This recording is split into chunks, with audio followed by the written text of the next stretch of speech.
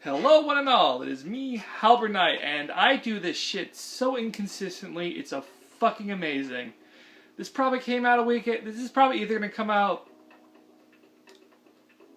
pretty close to the last episode, but I can tell you this now. Welcome back to Backlog Down, Halbert Knight's most consistent show he has.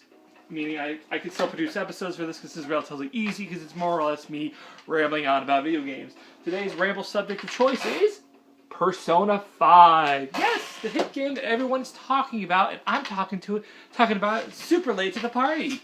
Why? Because this is a long RPG game, and I now have a job, so I can't play this all the time. And I literally play this like every time I had the chance to, but didn't really have it as a chance. It took me 80 hours to finish it. It's like almost 90 hours to finish the game, so say what you will. So let's talk about Persona 5. This game was developed by Studio P and developed by whoops, been a while. So this game was developed with the good folks at Studio P, which is an in-house Atlas studio, which is pretty much their Persona studio. And, it's published by Atlas. Sega had some involvement with this. Not too much involvement, but they had involvement within this project. So, Persona 5 is a sort of RPG, this game, Persona is what I would like to call a RPG life sim game, where, you're trying to save the world, but you're also trying to live life normally as best you can. But basically what it is it is an RPG adventure that takes place in, modern-ish times. I mean, they say 26. They say the time on it says the year's 20XX, but it's they're just trying not to say the date this time because let's be real. Because when Persona 4 came out, it says the year was 2011, and look how outdated that shit got. So they just said, fuck it, let's not reveal the year, even though fans easily could figure out what the year is simply by saying a certain character's age. Thank you, Reset. I need to finish Persona 4 at some point. Whatever. Beyond the point. So we're talking about Persona 5. It is a damn good game that I liked a lot. Damn good. Now let's talk about the good points about it. Graphically speaking, the game is pretty good. I mean, I'm playing on the PS3 version, but it was nice. It's basically what I would imagine what Persona would look like if in the current generation of video games, which took them long enough, but I don't know why, but whatever. The game basically met my expectations in design. I mean, the game's pretty fucking stylish and has inspired me how to do menus. It's too bad I'm not a game developer, so that really doesn't add up to anything, but it's a pretty damn looking good game. Pretty damn good looking. It has that patented anime style to it, and nothing really looks weird or out of place. The one thing that I will say about the Shin Megami Tensei series, I mean, this is part of Shin Megami Tensei, let's not lie to ourselves here, but one of the few complaints I've probably noticed is Shin Megami Tensei, they have a tendency to reuse monster assets all the goddamn time, and that often leads to some style clash. But here in Persona 5, the style clash isn't as bad as it normally would be. I mean, sometimes it works just fine because the monsters are usually in the style, but sometimes they're usually not because they were using assets from the first set of games, which there was a different artist altogether who I don't know the artist's name because I'm not that cool with names, but that was just all the 3D models looked in world. It looked nice. Everything looked nice. It was great, and the music was pretty great too. I mean, I will say this now is that there are a bunch of tracks I liked in it. A bunch of tracks that I would probably listen to over and over, as background noise. But I do think that there were not a whole lot of tracks that really just stand out, which is sort of the status quo with Persona, because Persona 3 had alright music that had some pretty good listen to the background track, I can listen to this song for repeat for an hour without really getting sick of it. And same thing with Persona 4. And 5 is no difference. It has a pretty solid soundtrack that I do think that could have been done a bit better, but I do think it does fit the game perfectly in the sense of what it's trying to do. I'm trying to get the intro not to play. Yeah, but Yeah, this is musically pretty good. Voice acting, I will say, is that there are some minor I'll say this now. The voice acting of this isn't Atlas at their best. I mean, let's get this for. Atlas has a tendency to do a pretty good job with localizing a game. Atlas usually can do a pretty damn good job at it. I think But, you know, I'm not going to complain too much because that's some other ADHD job. But I do think that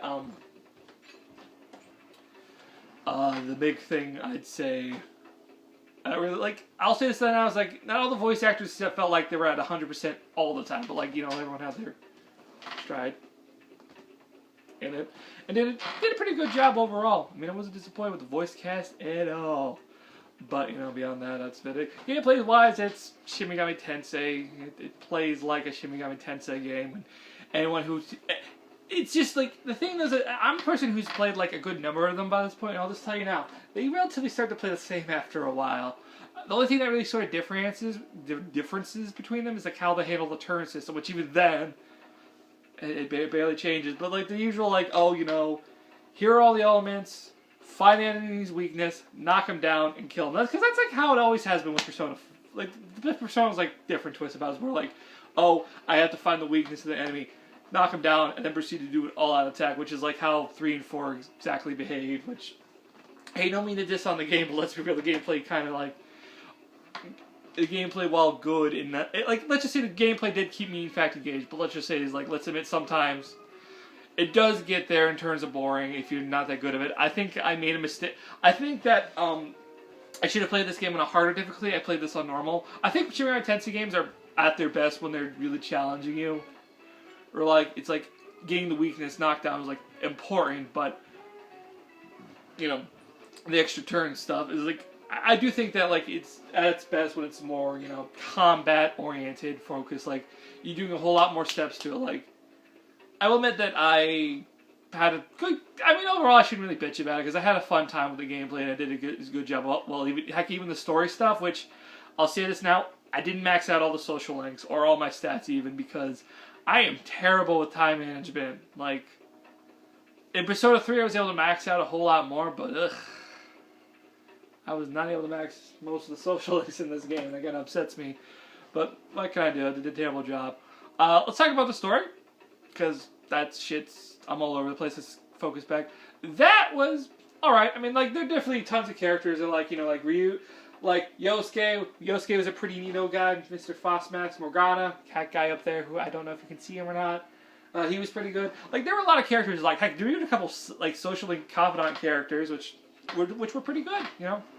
So it was a pretty, like, it's pretty status quo for Persona, but I will say this now is that the social links are a whole lot more memorable than they have been.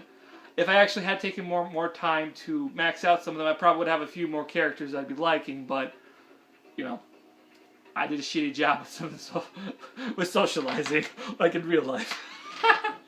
Yeah, but you know what, all ramblings aside, I do think Persona 5 is a pretty excellent game that I would highly recommend. And if you want to get into the Shin Megami Tensei series, this is actually a pretty damn good starting point. Because I'll warn you now, SMT games get hard. And this is a good entry-level game alongside Persona 4. 3, I don't know so much. The first two, no. You have to be balls deep in Shin Megami Tensei by the time you touch Persona 1 and 2. And Persona 2. There are 2 Persona 2s is what I'm saying. But you know what, again, this game comes highly recommended for me. Check out Persona 5. It's available everywhere right now. And it's pretty neato. It's also on PS4, which I also happen to have now. Not yet, but probably when I'm done recording this, will probably be at my doorstep. So, see you guys. I need to do this more often.